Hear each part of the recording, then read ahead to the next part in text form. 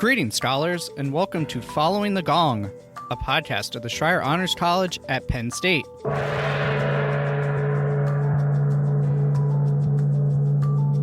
Following the Gong takes you inside conversations with our scholar alumni to hear their stories so you can gain career and life advice and expand your professional network. You can hear the true breadth of how scholar alumni have gone on to shape the world after they rang the gong and graduated with honors, and learn from their experiences so you can use their insights in your own journey. This show is proudly sponsored by the Scholar Alumni Society, a constituent group of the Penn State Alumni Association. I'm your host, Sean Goheen, class of 2011 and college staff member. If this is your first time joining us, welcome. If you're a regular listener, welcome back.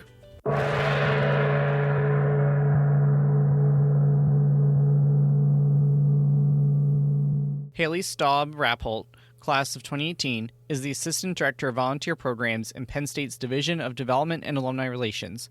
She has been in this role since graduating with her BA in Public Relations with honors, where she supports 700-plus Penn State fundraising volunteers. Our conversation focuses primarily on volunteerism and philanthropy, but all scholars can get value out of this episode by learning about leadership and skills that can be useful in any industry and in any volunteer role. For Haley's full bio and a more detailed breakdown of the topics we cover, check out the show notes in your podcast app. Now, let's get right into our chat with Haley, following the gong.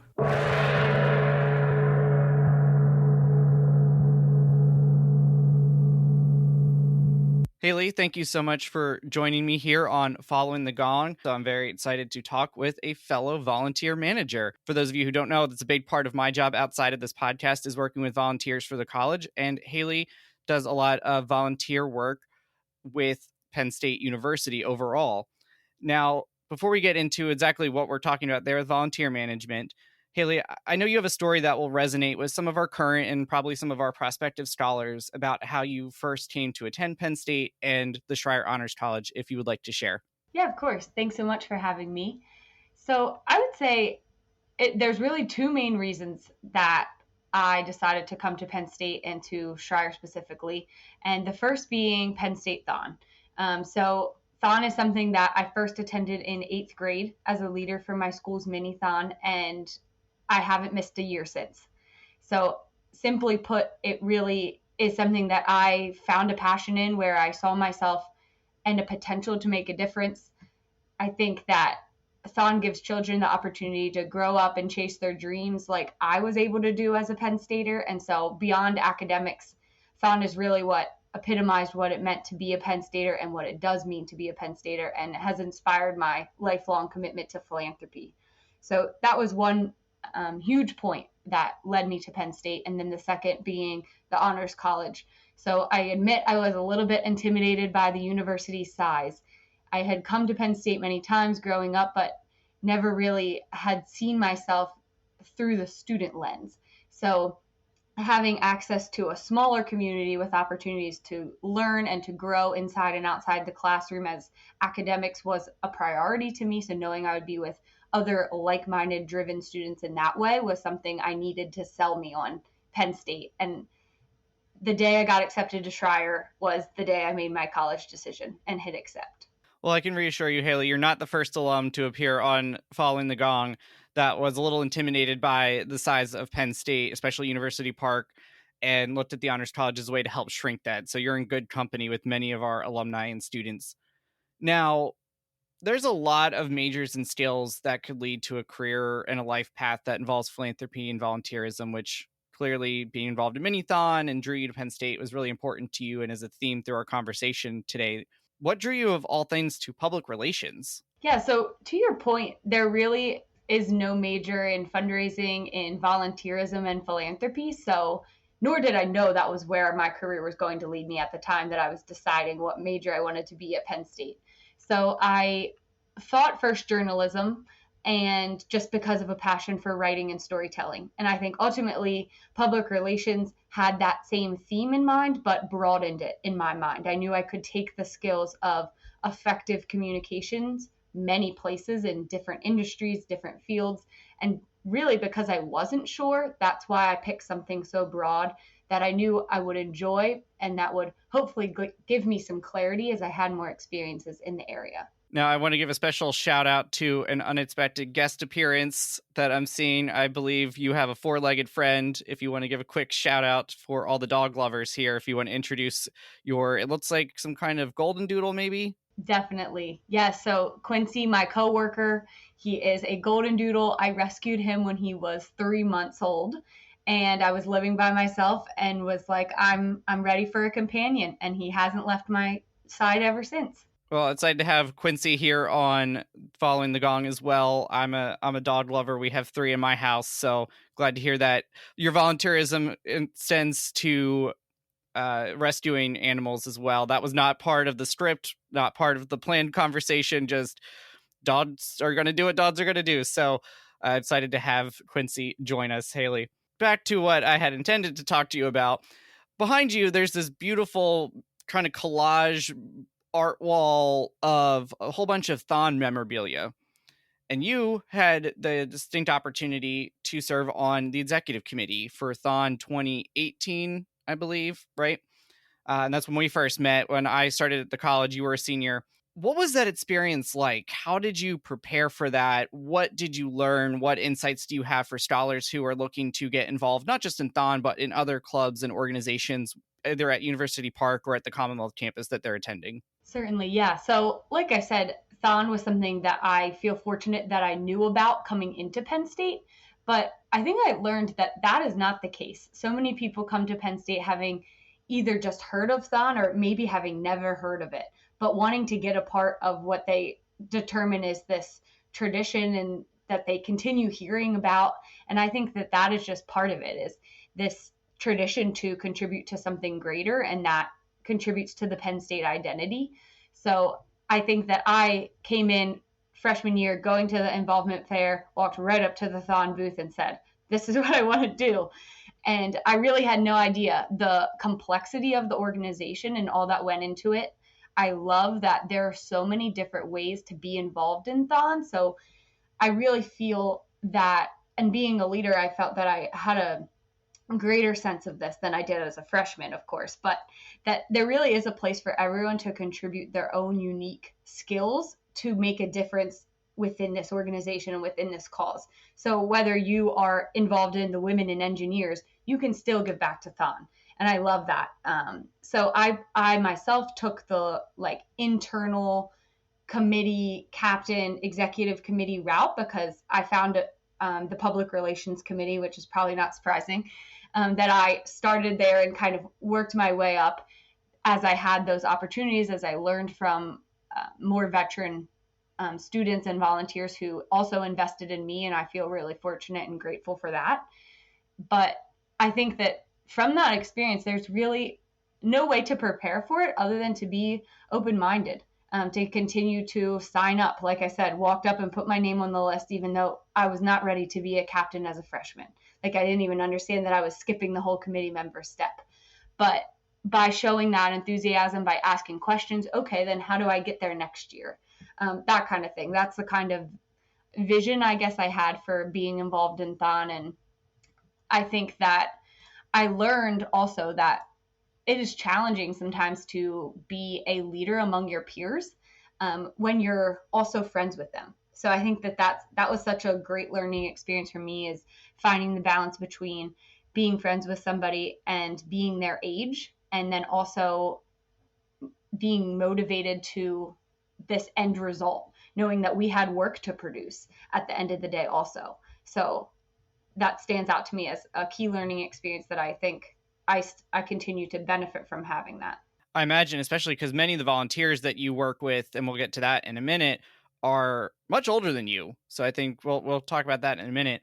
Now, if you're wanting to learn more about what it's like to be on the Thon Executive Committee, I would encourage you to go back and listen to episode 20 of this show. We had a panel with several other Thon directors who were scholar alumni, so I encourage you to go back and listen to that. Now, Haley, I'm going to throw you another curveball here. For those who are maybe somewhat familiar with Thon or looking to grow their leadership in Thon, there's a communications committee, which several of the panelists on that episode were the directors of at various points. And you were the director for the public relations committee. What is the difference between those two things? That is a great question, and one that that gets confused quite often.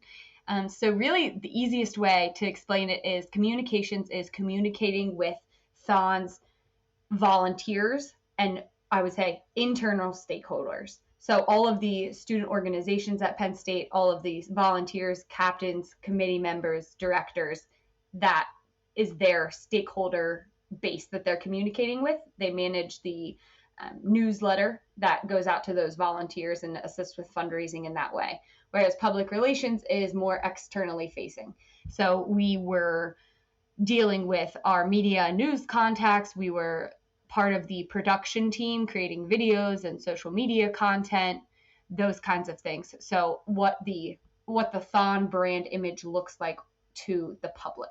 Now, we've talked about Thon quite a bit in the first few minutes of our conversation today, but I know outside of academics, being a scholar, and outside of Thon, you were also involved in some other opportunities on campus, completely separate from these things. What else did you do to enhance your experience as a scholar? The other ways I tried to get involved were, now looking back, all tied to the honors college or honors community in some way. So the first and one that I got involved with freshman year right away was the Shire Honors College Student Council. So this was just an easy way to meet the people who I was living with, who I was passing in the honors dorms every day, who I was sitting in classes with. And I loved that it was a smaller, tight-knit club than, say, Thon, such a large organization. So I really appreciated that. And also having the opportunity to interact with the Honors College administration, who supported the Student Council a great deal. And I also, later on, I think sophomore year, I served as the Thon chair for the Honors College. So Shire Student Council also is paired with a Four Diamonds family and raises money for Thon. So we would travel with the student council members to the family's house for canning weekends. And so some of those are some of my fondest memories through the student council. And then in addition to that, I also wanted to take advantage of the travel opportunities that Shire so generously made available to scholars. So though I never wanted to miss a semester, a full semester, though I do love to travel, I wanted to be involved in Thon and to have that leadership position. I wasn't ready to take a whole semester away, but I still found opportunities through embedded honors courses. So I took one was through communications, which was global media systems, and we traveled to Prague over spring break. And then I also did one my senior year for an arts credit in Sydney, Australia. So I was still able to find those opportunities, and I highly encourage those embedded honors courses. It wasn't something I knew right away, but I was so happy that I found and took advantage of. I think that's really helpful for scholars to hear. When you typically first think of study abroad opportunities, you're thinking a full semester abroad in the Czech Republic or Australia or Japan or in Brazil, wherever you would go. So that's really a great opportunity, especially for those of you who are like Haley, who did not want to give up some of your opportunities on campus, like being involved in Thon or in student council. And then, Haley, I wanted to ask, you shared kind of a neat anecdote from, I think, one of your I don't remember what we call them, honestly, but the phys ed requirement, one of your classes, like squash or racquetball, something to that effect. Could you kind of talk about not just that class, but kind of the connections that came out of it? Yeah, it was really fulfilling. I needed to fulfill my kinesiology credit requirement, and I was looking at different opportunities that I saw court sports. So having played tennis growing up, that was easy. I'm like, sounds great. So long story short, I really formed a relationship with the court sports professor throughout the course of our semester together, and it really blossomed into an opportunity to lead a Bible study together for Penn State Christian athletes. So eventually, and that actually even came after graduation. So I took the class my senior year, and then this was an opportunity after graduating and then deciding to stay here in my career, which will come later.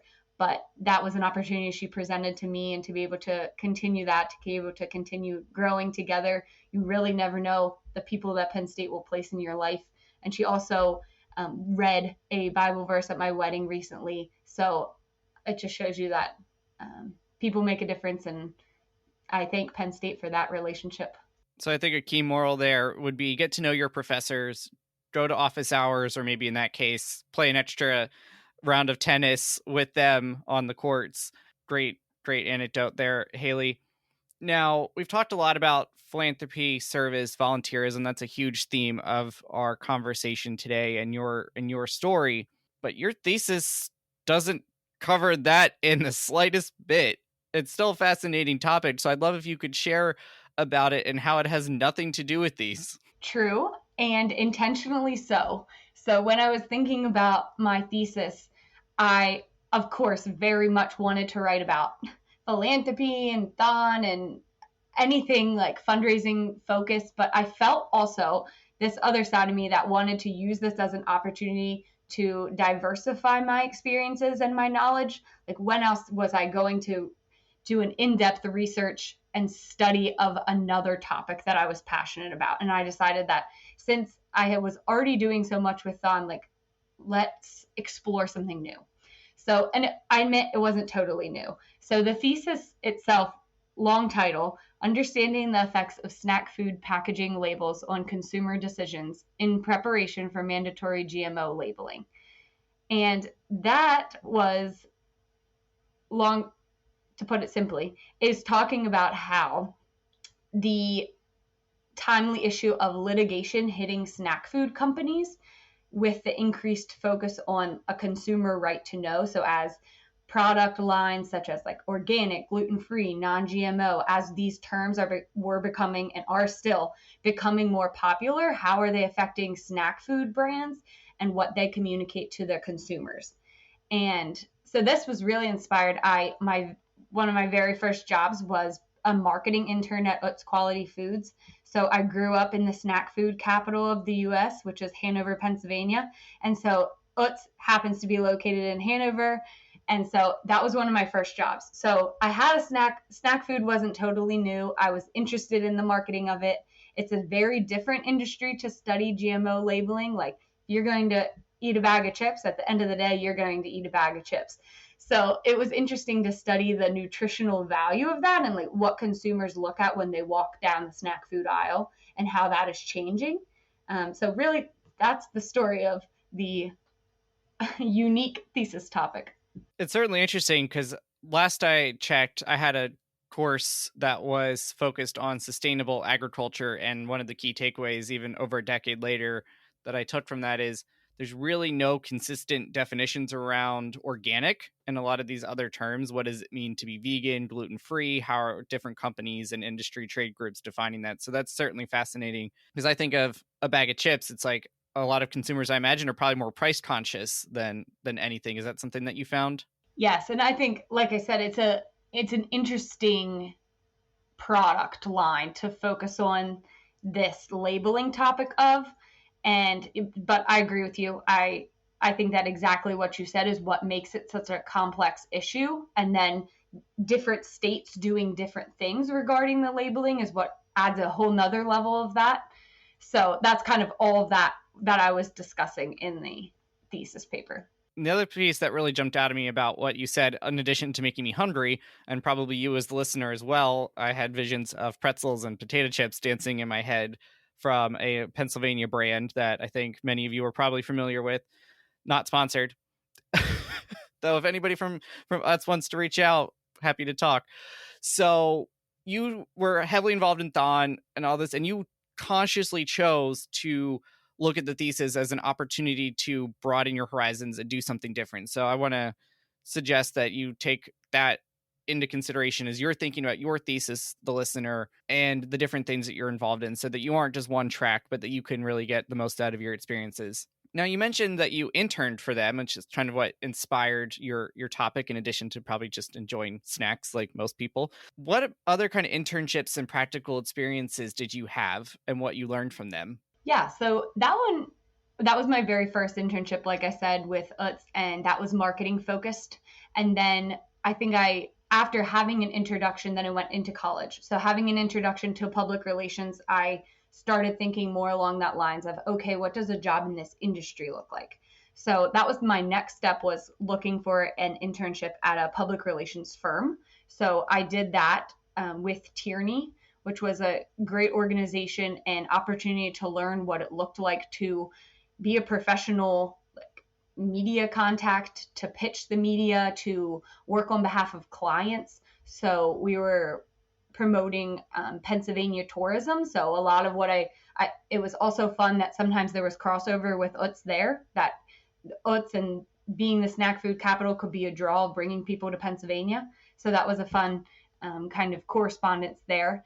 And then I think I also wanted to I looked for other opportunities to diversify again. That, okay, this was a smaller, medium-sized public relations firm. I also had the opportunity to be a public relations intern at the Honors College. So that was something that was promoted, I believe, within a listserv that I heard about. And so I interviewed for that position. And so that was very different. So doing public relations for tourism and doing public relations for a higher education honors institution is a very different audience. The communications, the branding, all of it is very different. So when you're dealing with such a broad field as communications and public relations, I think that putting yourself in different opportunities and different environments is something else. Like, not just a firm, try an institution, try different sizes of institutions and industries and organizations. They all give you a very different feel. So I think that I tried to seek out internships and opportunities that would give me something different. So ultimately I could narrow down what would be the best fit. And you had one other internship that probably was a little bit more impactful than others, because, not to give it away, but I will, led directly to your role that you currently occupy. Can you talk about that internship, how you discovered it, and some of the lessons that you learned early that really set you up for success? Yeah, so I ultimately was sitting in a THON meeting and as a captain, and heard about the development of an alumni relations internship at Penn State during my junior year. And so I heard this at a THON meeting, was like, oh, that sounds great. Like, I love what I'm doing with THON. I didn't know I could continue anything like that.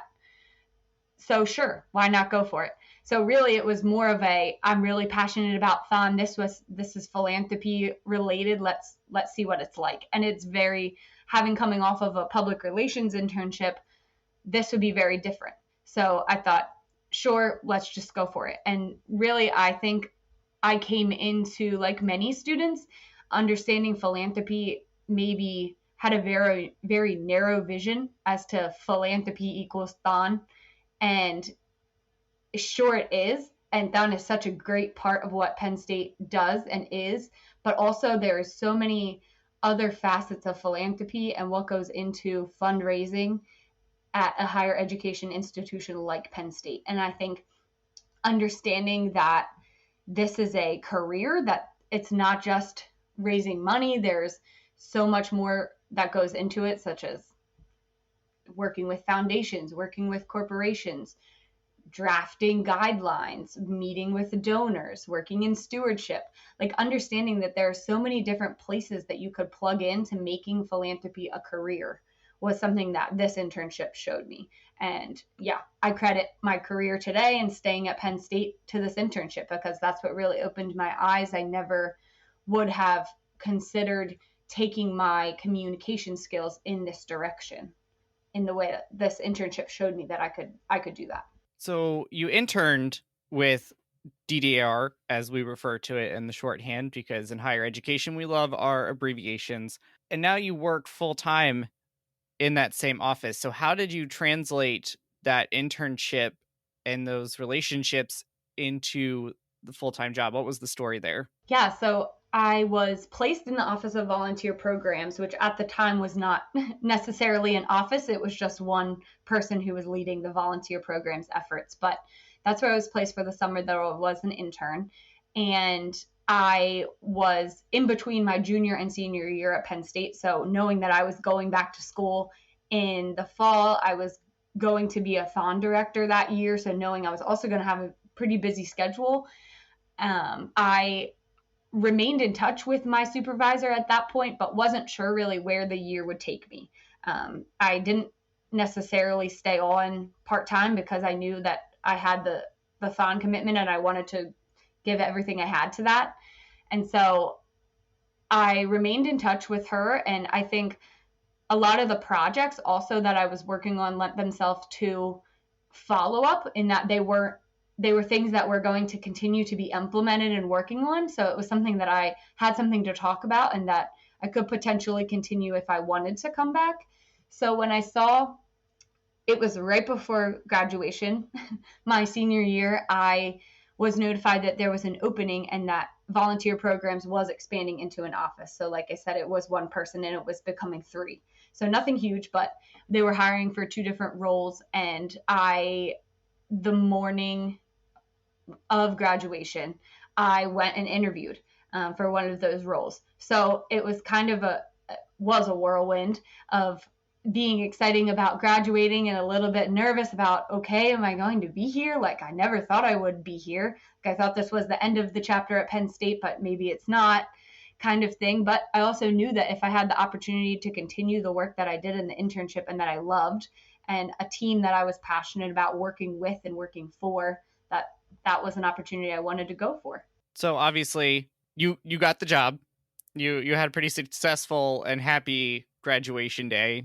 Earned your degree, got a job, kind of the dream there for many scholars. So it's present day. What exactly do you do? I know there's, and you work in jobs like ours, there's no typical day, but what are some of the things that, so I'm not going to ask that question because that'd just be silly, but what are the kind of things that you do? I know we overlap a little bit, but talk about what does it actually mean to be an assistant director of volunteer programs at a place like Penn State? Our office volunteer program situates itself as a central resource for those who interact with fundraising volunteers. So we are tied to development and alumni relations. So that is what differentiates our office a bit in terms of how we define volunteer, being that they are a fundraising volunteer. They are donors and supporters who have contributed philanthropically in time, talent, and treasure, and are now helping the university advance those philanthropic priorities and goals.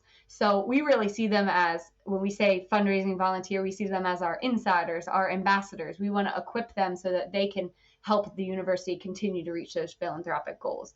So what that looks like is being a central resource. There's over 700 that we consider fundraising volunteers on over 50 different committees. So for example, Schreier being one of those, like the different colleges, campuses, and units each have their own fundraising volunteer committee dedicated to those priorities. So we see ourselves as a place where we can provide resources, we can provide engagement university-wide, that there can be a sense of like a larger volunteer community that they're a part of as we're all working towards the university's same philanthropic campaign goals, providing education materials of how they can be better equipped in their roles and their conversations as they meet with their peers and donors on behalf of the university. And then also recognition. So how can we recognize those who have done a great deal for the university and contributed to those goals?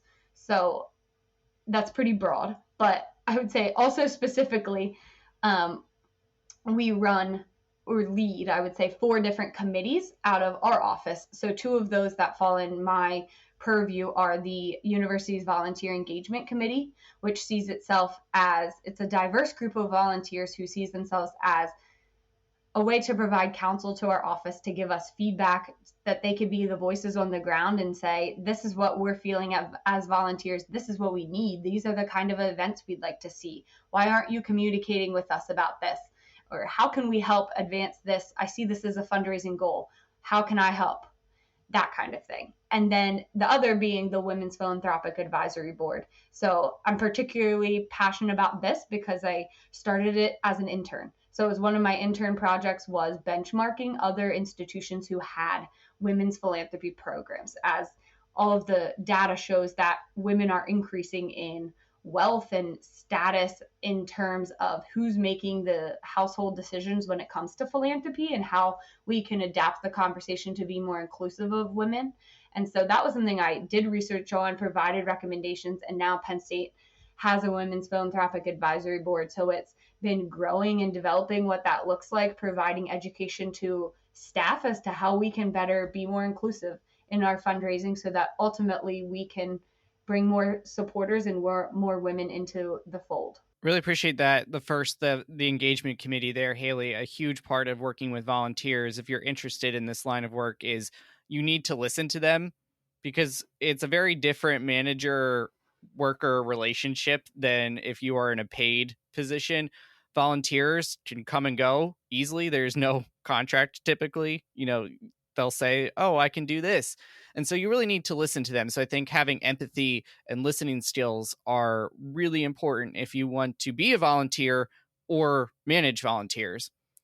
So that tees up my next question, Haley, which is if a scholar would like to go into roles like either of us have working with volunteers, what are some of the skills that they should work on developing and honing, perhaps through volunteer opportunities like Thon or through their classes or even a paid job at Chipotle or at an internship at UTS? What would you recommend that they focus on? Yeah, so first and foremost, I would say relationships. It sounds really simple and it sounds easy, but to your point, every volunteer is unique and everyone comes in with different skills that could be used to contribute to the organization's goals and also with different priorities. Volunteers want to be fulfilled in some way. Some of them want to contribute their time. Some of them want to contribute by their expertise, by speaking in a class or being connected to students.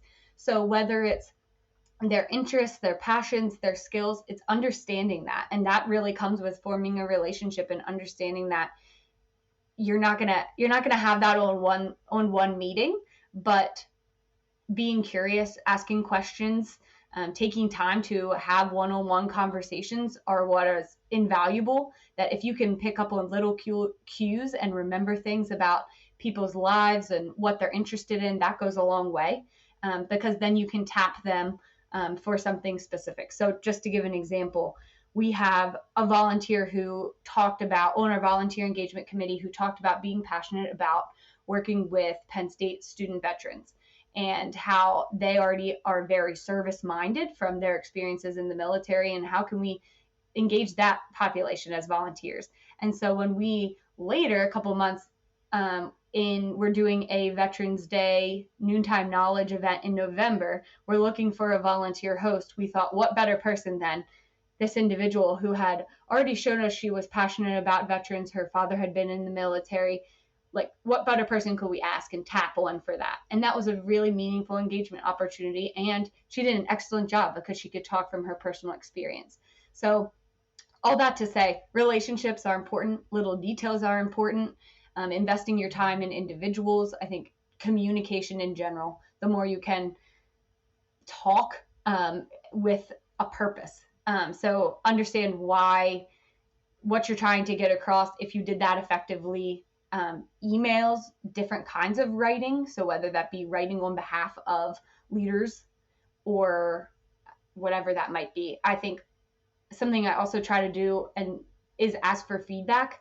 So after I give a presentation or create a PowerPoint for our leader, or draft an important email, asking for feedback of how could I have done that better? Because when you're dealing with soft skills, sometimes that can be hard to be like, I know how to form a relationship. I know how to write. Okay, I'm good. But there's always a way to be better and to improve yourself. And I think a lot of those things, Haley, in addition for working with volunteer management, I think could probably also translate to other professions, like if you go into sales and marketing and other people-oriented careers. So go back, even if you're like, I'm not interested in being a nonprofit leader and working with volunteers, very, very applicable advice for other professions as well, but certainly really critical for roles like the ones we have.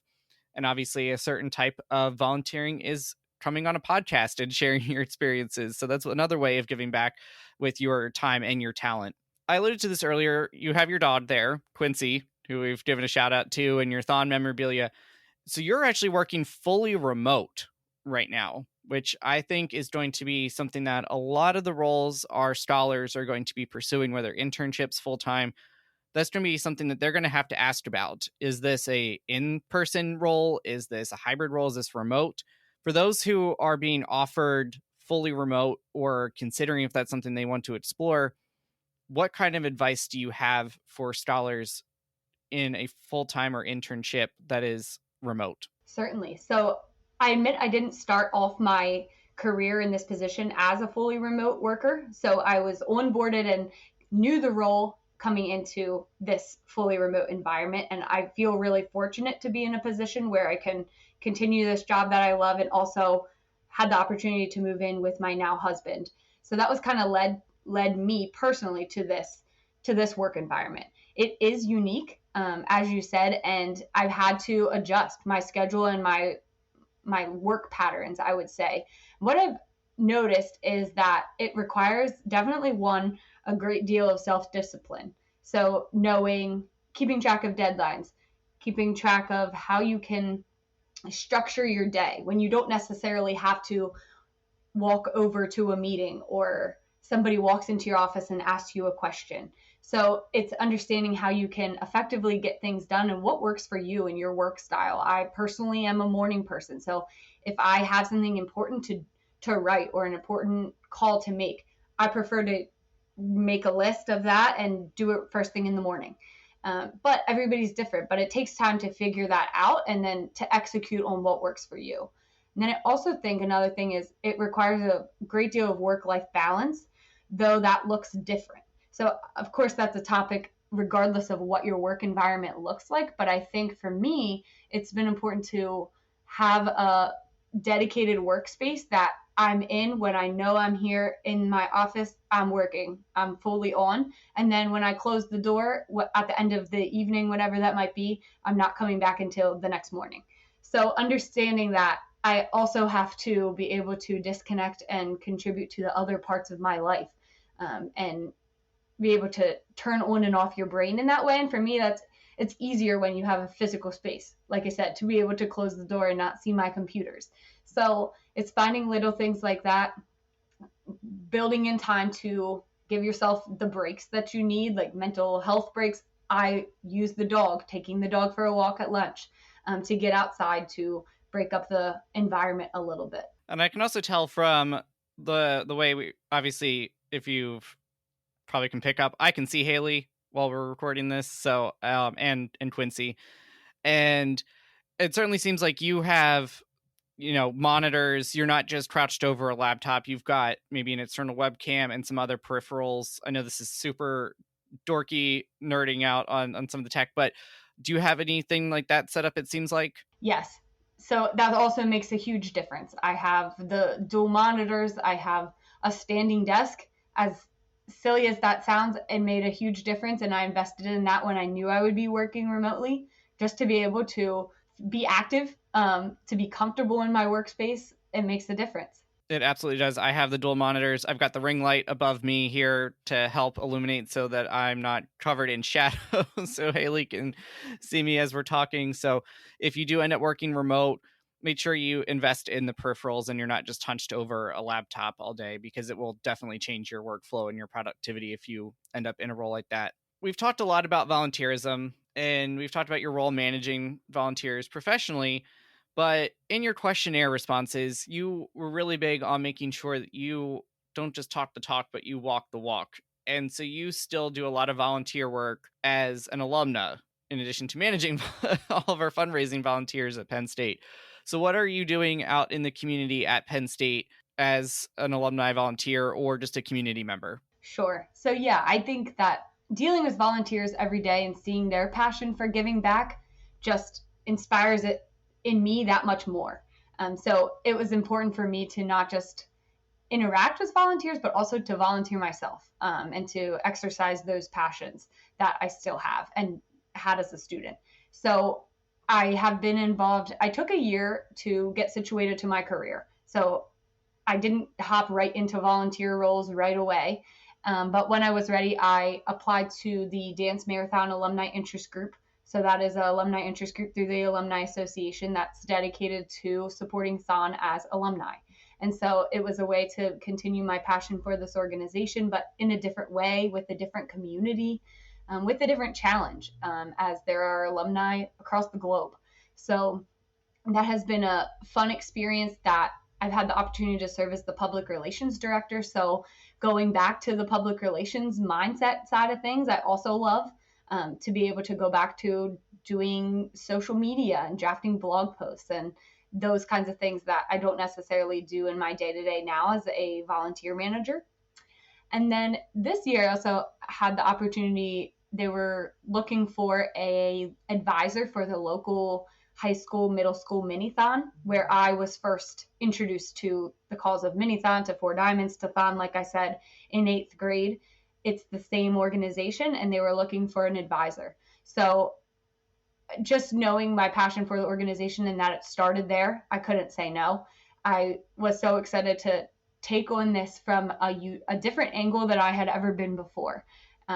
Being a young adult with a group of high schoolers and middle schoolers who have never done philanthropic work before, or they don't necessarily know what Four Diamonds is, but they understand that this cause is important. They've had classmates, they've had family members, they've had friends who've been impacted by cancer. So regardless of the introduction, they're equally as passionate about this.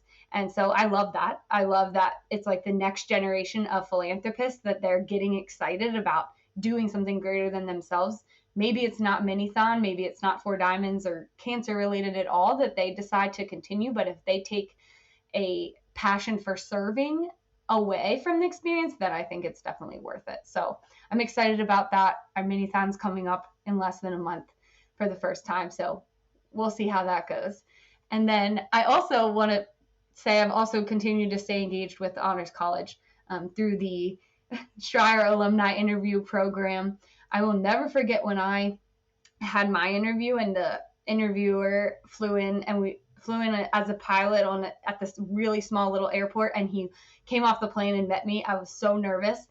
So just like that is a memory I will never forget. So now having the opportunity to be an interviewer, I'm not nearly as cool coming off of a plane, but just to be able to flip the script and to be an interviewer meeting potential scholars, I love that experience. And I think that it's really easy to do with the busy schedule. You can fit it in where it works for you. And so highly recommend that also. Well, thank you, Haley, for continuing to be involved in THON and supporting, the local community there in York County.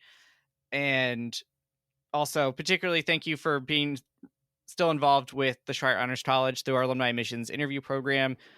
More and more of our volunteers we've reached the critical mass where they were interviewed as prospective scholars, and now they're turning around and volunteering. And I appreciate the words, because I try to make it as easy as possible for you all, because spoiler, I run that program too.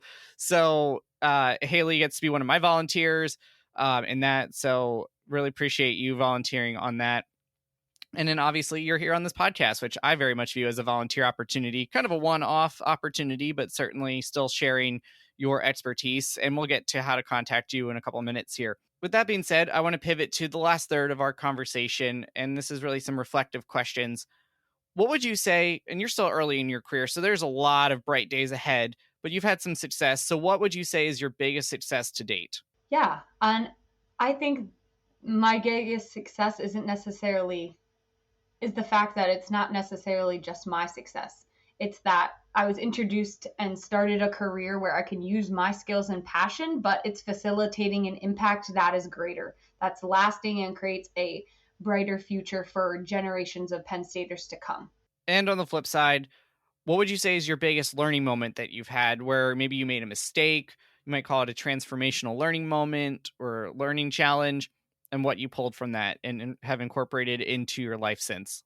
Yeah, I would say, just going back to my path to this career, I think I look back and I can't imagine if, as an intern, when I was interning in the Office of Volunteer Programs, knowing that I still had my senior year, if I would have just kind of written that off as, I'm never going to come back here, it's just a summer job kind of thing, and said, like, it's not my job, if that's kind of the attitude and enthusiasm which I would have approached my work as an intern, I feel it's a pretty safe bet that my boss wouldn't have extended me a full-time job offer a year later. So I think that that's something that has clicked for me, that you never know who your future boss is going to be. So put your best foot forward, raise your hand, volunteer for things, do the hard work, and put it in now, because you never know what opportunities are going to come. So just show up and to continue to show up. Speaking of volunteer opportunities and speaking of relationships and those connections, how do you approach mentorship, both as a mentee, being early in your career, but you're also at a point where you could serve as a mentor? How do you approach both of these roles? Yeah. And I think in both cases, it's a two-way street. And it's really approaching it as how can I add value to this relationship? So I think that as a mentee, it's important to be curious, to ask questions. And I think it can be intimidating when you think that it has to be a formal ask, like finding the right person and, okay, do you want to be my mentor kind of thing.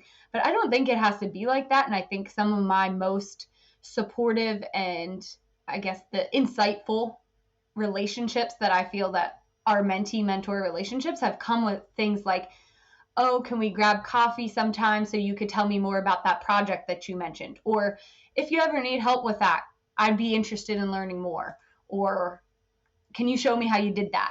Or that kind of thing. When you find somebody who either has an experience or a project that you're interested in, I think that's a great way to plug into that without being intimidated by, oh, do you want to be my mentor? I think when it happens naturally, not putting that kind of pressure on yourself, but just seeing it as a learning experience, sometimes is the best way to just go into it. And then I think as a mentor, likewise, I think sharing your failures as much as your successes is something that it's hard because it's easy to talk about the things that have gone well. But I think that sometimes what's more beneficial for whoever that person might be, or for now, like I look at interns who are now in the Office of Volunteer Programs and I'm serving as a supervisor, like sharing what I maybe failed at or struggled with as an intern so that they can improve upon that experience and have a better one is actually more beneficial to them than the opposite. So I think those are what I would say in terms of those relationships. Are there any professors or friends or maybe coworkers from your scholar days that you would like to give a quick shout out to?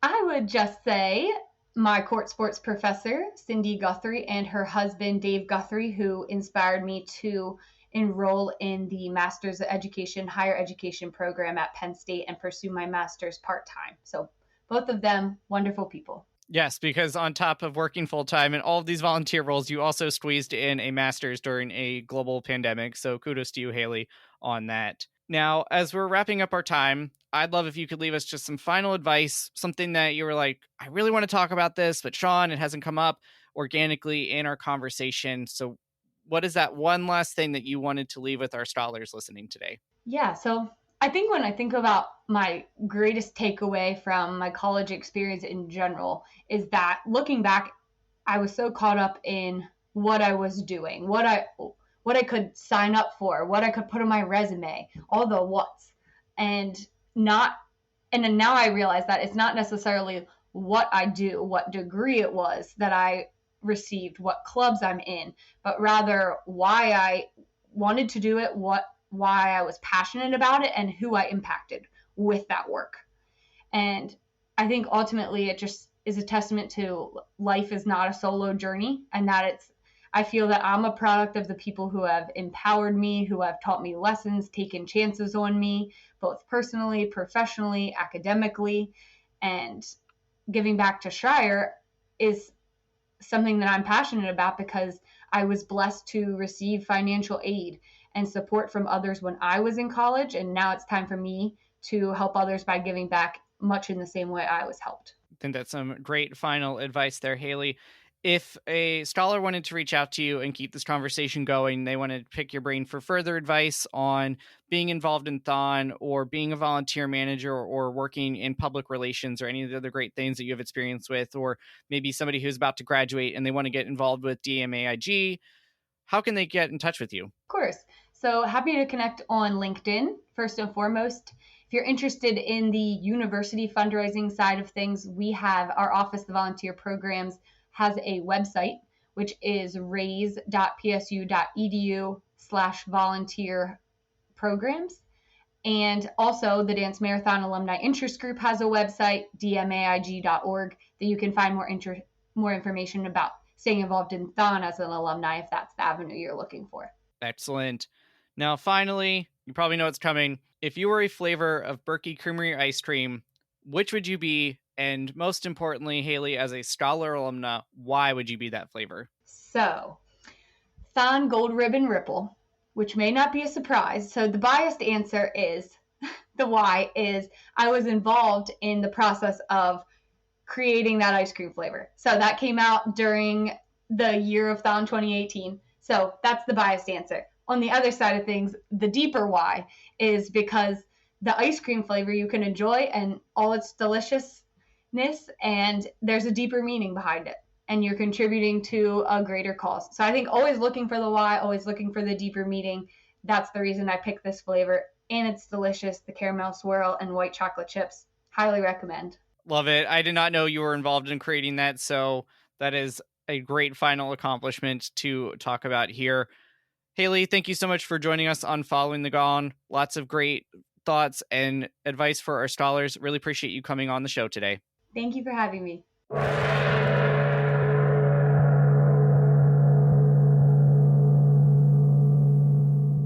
Thank you, scholars, for listening and learning with us today. We hope you will take something with you that will contribute to how you shape the world. This show proudly supports the Schreyer Honors College Emergency Fund, benefiting scholars experiencing unexpected financial hardship. You can make a difference at raise.psu.edu/Schreyer.